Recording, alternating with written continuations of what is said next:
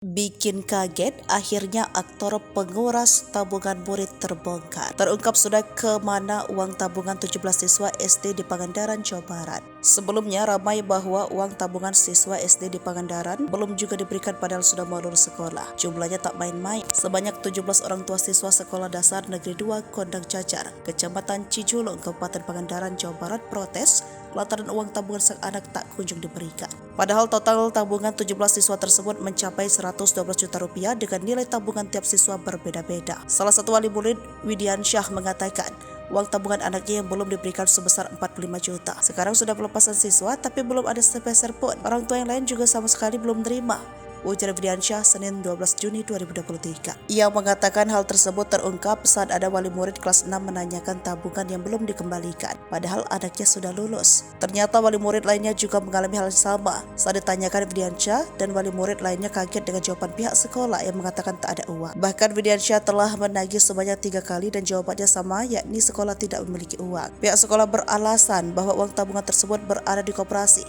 dan dipegang oleh seorang guru yang sudah pensiun. Ia pun mengaku bingung menagih uang tabungan tersebut. Menurutnya uang tabungan di sekolah justru dipinjamkan ke oknum guru. Dari uang tabungan yang berjumlah Rp112.576.000 itu dipinjam oleh guru atas nama Pak Ling senilai Rp8.968.000. Kemudian salah satu guru yang sudah pensiun bernama Ibu Ening meminjam senilai Rp54.699.600. Selain itu, komite sekolah juga meminjam senilai Rp31.910.400.